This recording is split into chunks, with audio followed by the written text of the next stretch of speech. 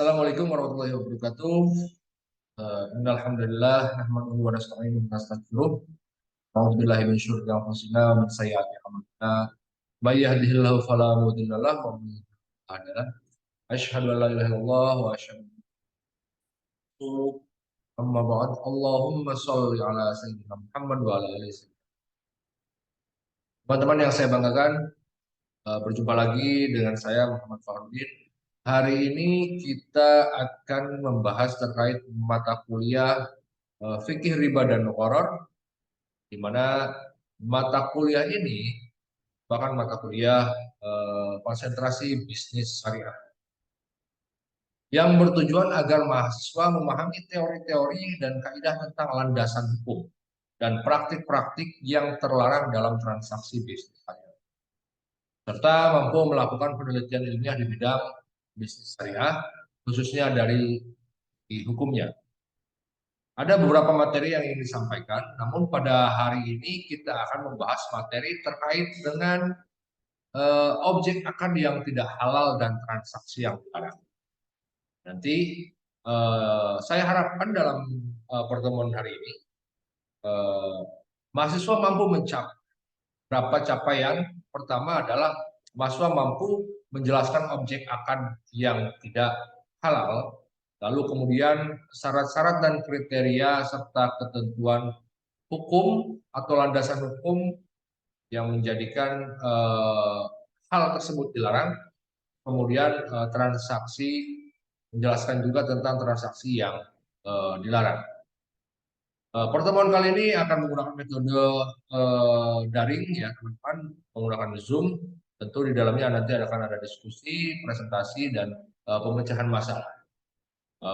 Pertemuan ini tentu di akhir nanti akan ada evaluasi bersama berupa review jurnal, dan kemudian penilaiannya berdasarkan kepada hasil review, terus kemudian kreativitas dalam penyampaian materi nanti disampaikan, kemudian juga kreativitas atau keaktifan individu dalam setiap pertanyaan ataupun diskusi yang akan kita laksanakan hari ini. Itu sebelum kita memulai materi ini, mari sama-sama membaca basmalah.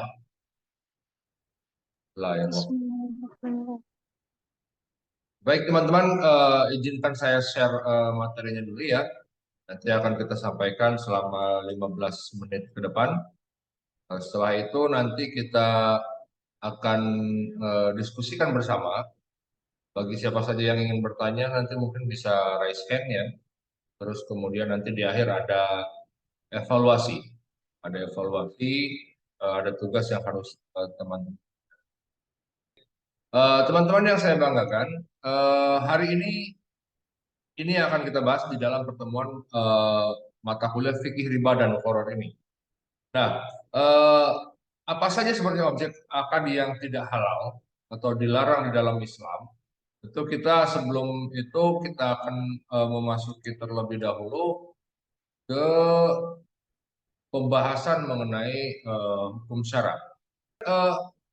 Ketika kita membagi antara hukum asal, ya, ketika kita membagi hukum asalnya seperti apa, jadi secara globalnya kita bagi menjadi dua. Ada hukum asal dari ibadah, ada hukum asal muamalah. Nah, kalau dari ibadah itu hukum asalnya begini, segala sesuatu tidak boleh dilakukan kecuali ada ketentuan perintahnya. Jadi segala sesuatu jangan dilakukan kecuali ada perintahnya. Contoh misalkan begini, sholat subuh itu berapa rakaat? Itu kan 2 rakaat, ya kan? Nah, aturannya itu ketentuannya itu adalah 2 rakaat. Nah, kita tidak boleh melakukan, wah, karena saya misalkan sholat subuh 2 rakaat saja saya sudah khusyuk, sudah banyak pahala dan sebagainya. Ya udah saya mau nambah jadi 4 rakaat misalkan subuhnya, boleh nggak? Kayak gitu boleh nggak? Ya, boleh nggak? Tidak. Nggak boleh kan? Tidak. Nah, itu tidak boleh dilakukan teman-teman ya. Sholat maghrib yang tadinya 3 rakaat, wah saya mau 6 deh gitu. Nah, itu tidak boleh. Jadi segala sesuatu tidak boleh dilakukan kecuali ada perintahnya. Nah, ada nggak perintahnya sholat maghrib 6 rakaat? Kan nggak ada. Maka jangan dilakukan. Gitu. Itu dalam sisi ibadah. Kemudian kalau dalam sisi muamalah, kalau ibadah itu kan hubungan manusia dengan Tuhannya, dengan Allah gitu. Kalau muamalah kan hubungan manusia dengan sesama makhluk kan yang lainnya, ya dan dengan yang lainnya. Nah, bagaimana dengan konsep hukum asal muamalah? Balikannya dari yang tadi, yaitu segala sesuatu boleh kecuali ada ketentuan yang melarangnya.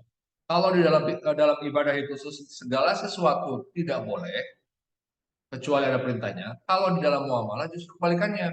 Segala sesuatu itu boleh kecuali ada ketentuan yang melarangnya. Nah sekarang pertanyaannya, boleh nggak makan nasi? Boleh. Ada yang melarang nggak? Nggak ada. Boleh nggak transaksi jual beli? Boleh. Ada yang melarang nggak? Nggak ada. Boleh nggak minuman, misal meminum alkohol, meminum sesuatu hal yang memabukkan? Oh boleh. Ada yang melarang nggak? Ada. Ya sudah, jangan. Gitu ya. Jadi kalau misalkan dulu kan tahap pengharaman Homer itu kan melalui beberapa tahap. Dulu Homer itu tidak dilarang, tidak diharamkan. Pada zaman zaman Nabi itu tidak dilarang dan tidak diharamkan. Sampai kemudian ada kasus ada sahabat Nabi yang sholat, kemudian bacaan sholatnya itu melantur gara-gara minum alkohol, nah, minum minuman keras gitu ya. Kemudian dari situlah mulai perlahan-perlahan dibuat ketentuan atau turun hukum yang sampai pada akhirnya melarang meminum minuman khamar gitu. Nah, jadi teman-teman segala sesuatu boleh dilakukan, lakukan saja. Boleh nggak jual beli? Boleh. Menipu boleh nggak? Oh nggak boleh karena ada larangannya. Ya udah, kalau nggak boleh jangan. Tapi kalau sesuatu itu tidak ada larangannya, maka lakukan saja. Itu di dalam muamalah. Bisa dipahami teman-teman ya. Nah, kemudian ini kalau kita bagi lagi, haram itu ada dari segi zatnya, kemudian ada selain zatnya, dan kemudian ada yang tidak sah akadnya. Ini kita mulai berbicara terkait dengan objek yang tidak halal tadi. Jadi kalau berbicara tidak halal berarti kemungkinan besar adalah haram. Begitu. Nah kalau kita berbicara haram, itu dari segi objeknya itu ada tiga bagian. Yang pertama adalah haram secara zatnya, yang kedua haram selain zatnya, yang ketiga adalah tidak sah akadnya. Nah, ini yang menjadi haram secara zatnya. Teman-teman bisa lihat ada babi, terus kemudian homer, bangkai, dan darah. Ya. Nah, jadi teman-teman yang saya banggakan, eh, babi, homer, bangkai, dan darah ini itu sudah jelas dijelaskan dalam Al-Quran secara tertulis tentang keharamannya. Ya. Jadi babi merupakan objek dari empat ini merupakan objek yang dilarang diperjualbelikan di dalam Islam. Terus pengharaman terhadap objek di atas sudah jelas tercantum di dalam Al-Quran.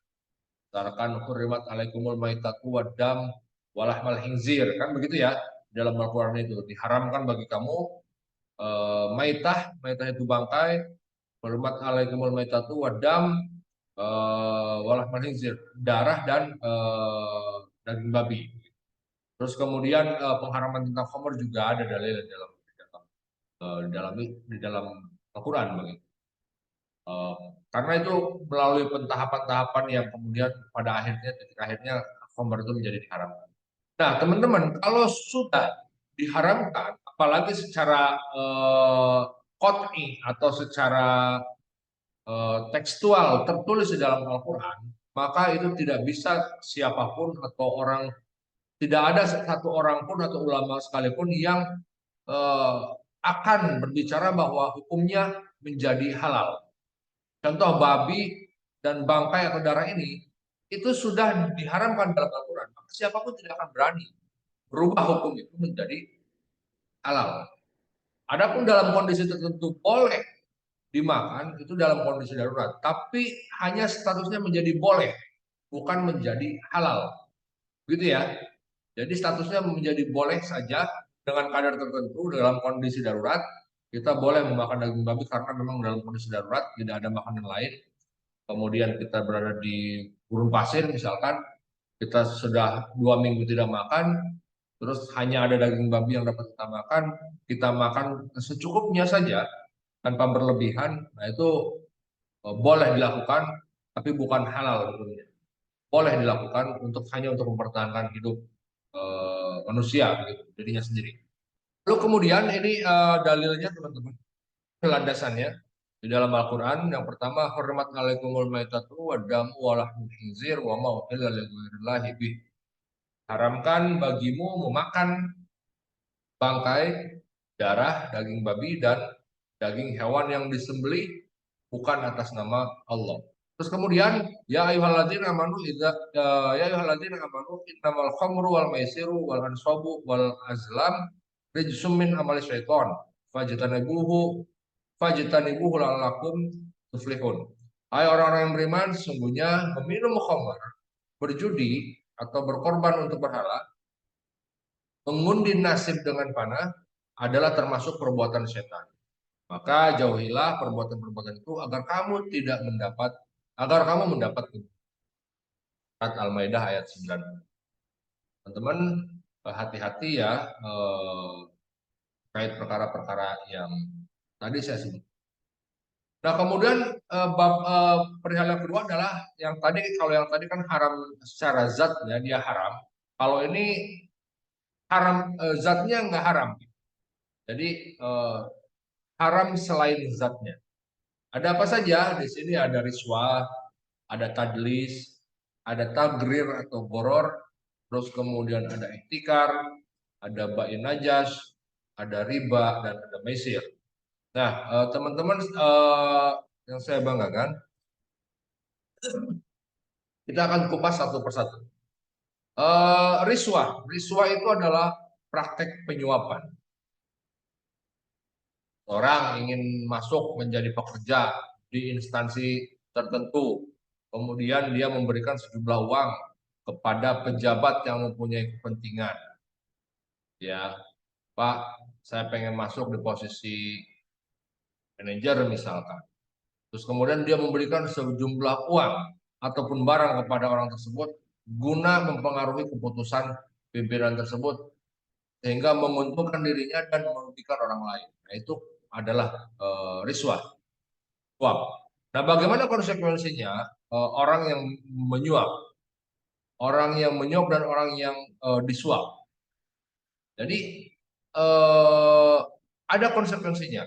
Orang yang menyuap dosa, orang yang disuap juga dosa. Jadi ar-rasi wal murtasi finnar. Jadi penyuap dan yang disuap sama-sama masuk api neraka. Jadi hati-hati teman-teman. Jadi wah saya kan dipaksa Pak dikasih sama orang. Kemudian tadlis. Tadlis ini adalah penipuan. Penipuan ya teman-teman. Jadi kita menipu. Jadi jangan juga teman-teman menjadi pelaku penipuan. Misalkan saudara Rasul misalkan pengen menjual motor. Dibilang motornya tidak ada masalah gitu ya. Pokoknya motornya motor bagus, tidak ada masalah, tidak ada kerusakan dan sebagainya. Dijual kepada Lilis misalkan. Dan ternyata setelah dibawa sama Lilis, ternyata motor itu rusak. Atau ada kendala di bagian mesin dan sebagainya. Rasul tahu kalau motor itu rusak sebenarnya. Cuma dia tidak jujur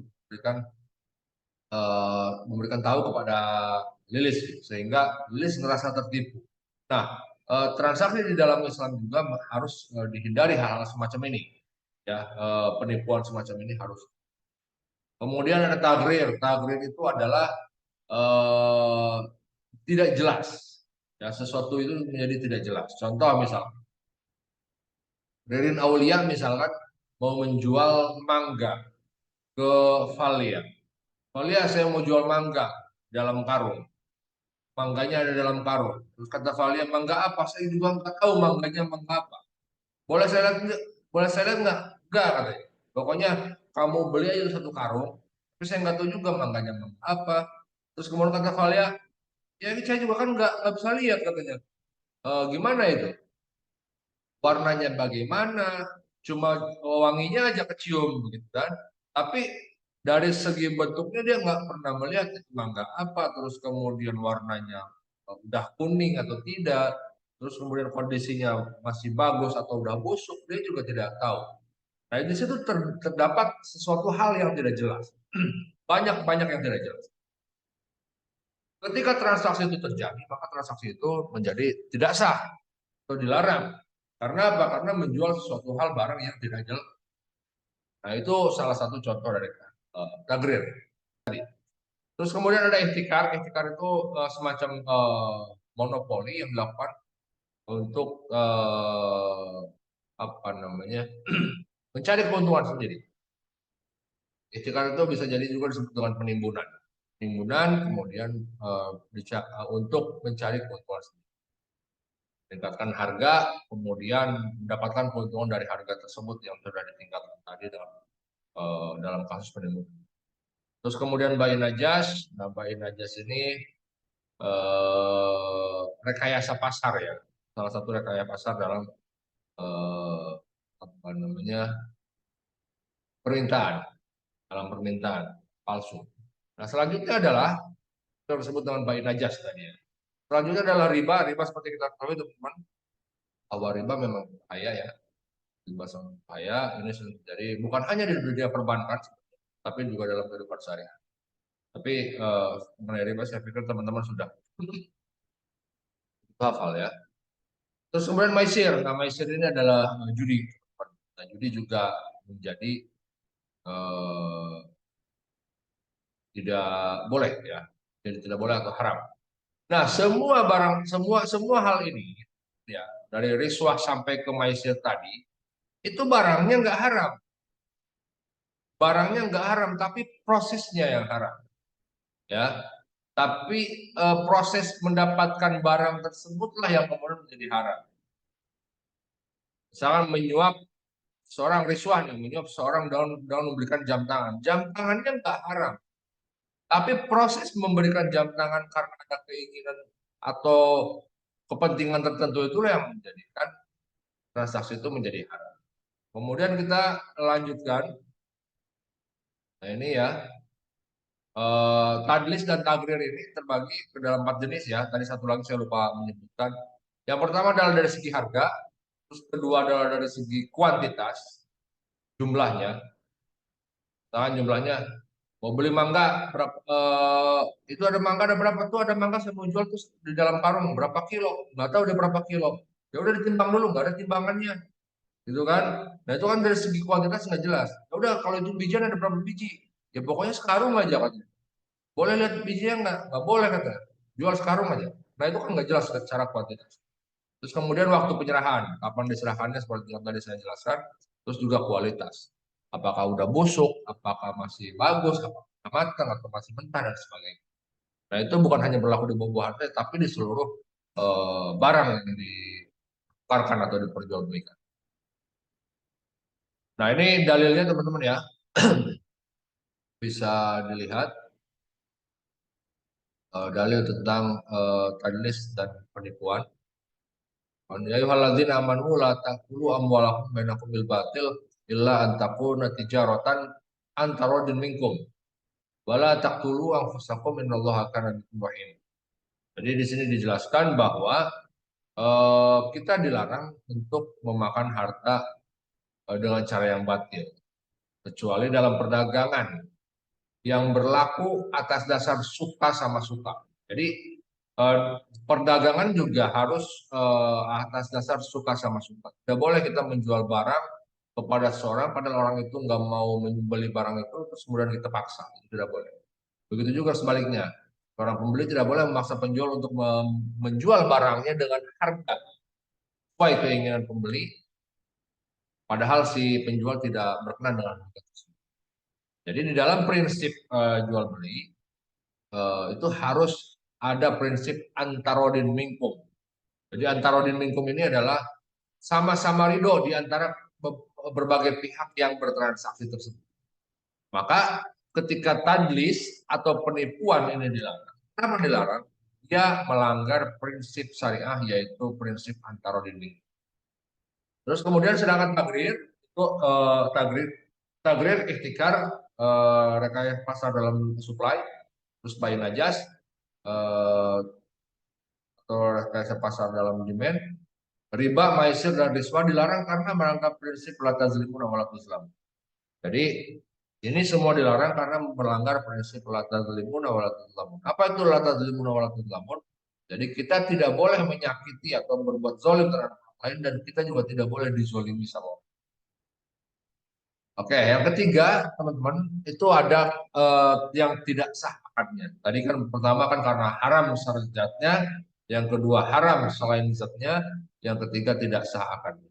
Yang pertama adalah dia karena tidak terpenuhi rukun dan syaratnya, terus yang kedua karena terjadi ta'alluq, yang ketiga karena terjadi binuan. Tidak terpenuhi rukun dan syaratnya, misalkan dalam transaksi jual beli, eh, syarat sahnya itu kan salah satunya adalah eh, apa,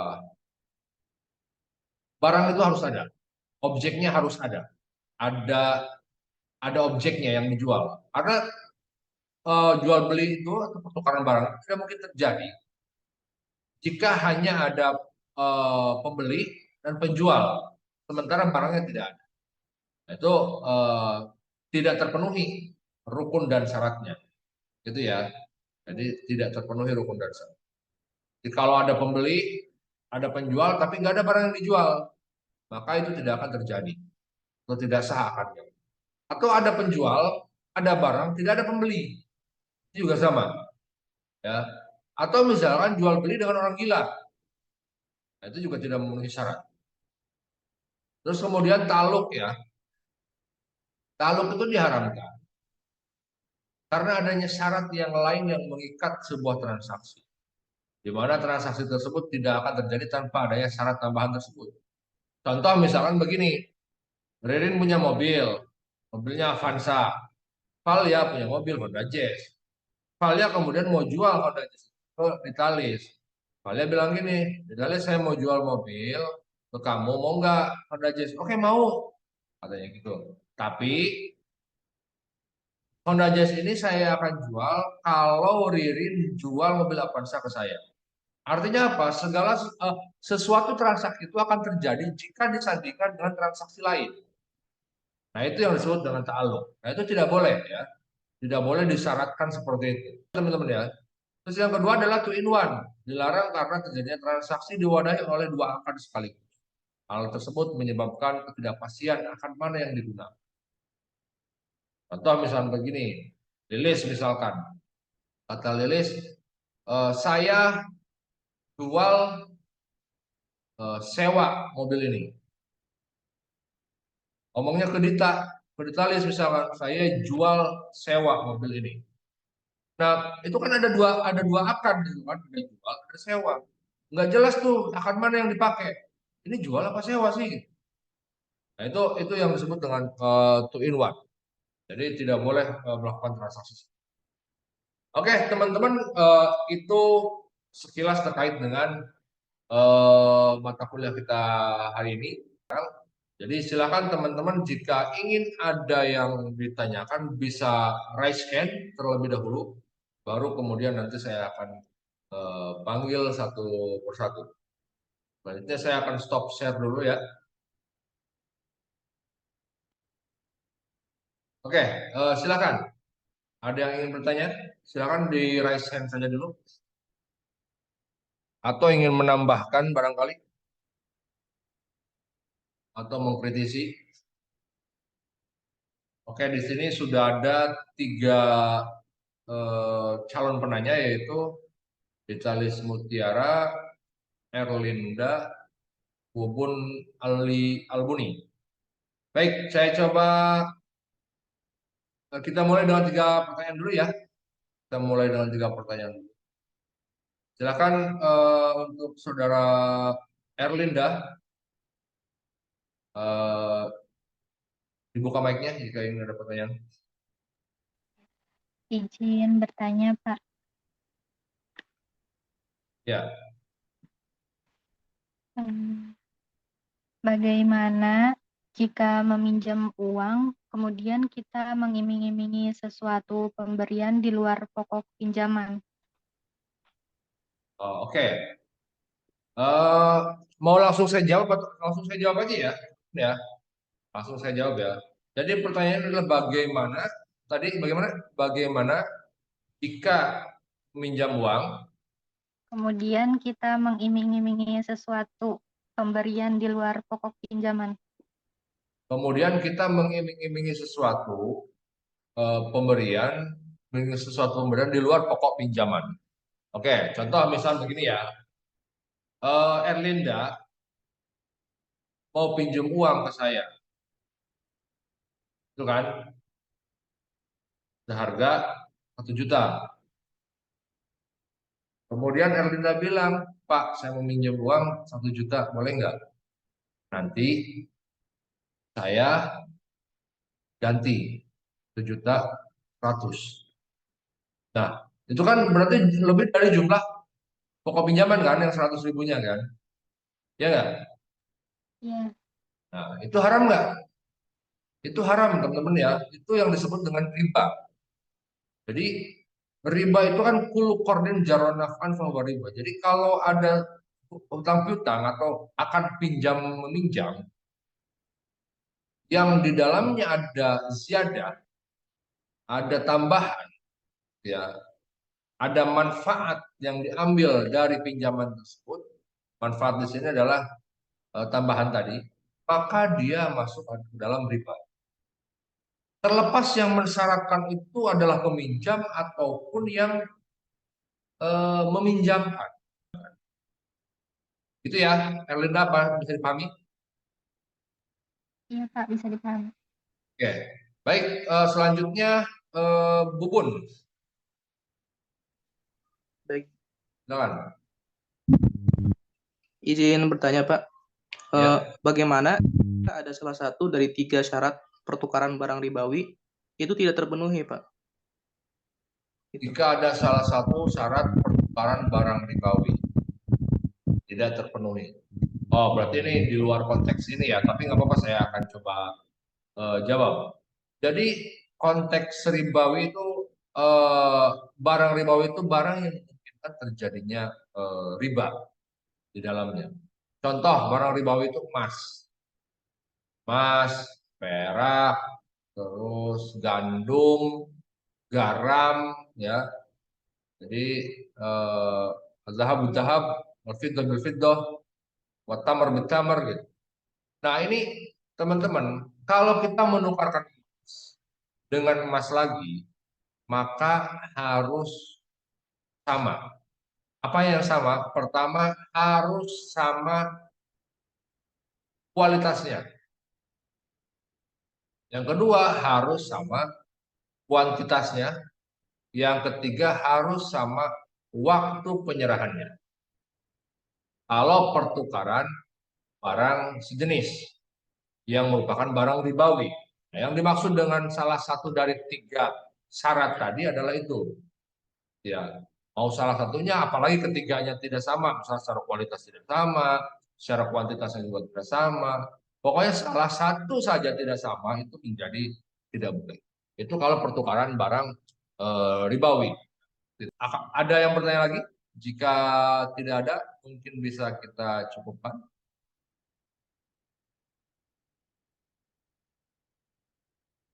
Tidak ada ya? Baik, kalau memang tidak ada, mungkin kita cukupkan. Tapi sebelumnya saya akan memberikan eh, bahan evaluasi buat teman-teman ya. Jadi nanti coba tolong silakan dicatat, saya akan kemukakan langsung. Jadi nanti tolong teman-teman silakan cari 2 jurnal terkait dengan sub bahasan yang kita bahas hari ini. Kemudian 2 jurnal itu dibuatkan summary-nya masing-masing. Baik, tugas ini dikumpulkan di hari Jumat maksimal pukul 17.00 dan dikumpulkan melalui Google Drive yang eh, biasa. Bagaimana teman-teman, dapat dipahami? Selamat Pak. Ya, baik. Kalau begitu untuk menutup pertemuan hari ini, mari sama-sama kita membaca hamdalah. Alhamdulillah. Alhamdulillah. Baik, kalau begitu silakan teman-teman keinginan yang meninggalkan ruangan Zoom, saya persilahkan. Tutup. Assalamualaikum warahmatullahi wabarakatuh. Waalaikumsalam. Waalaikumsalam.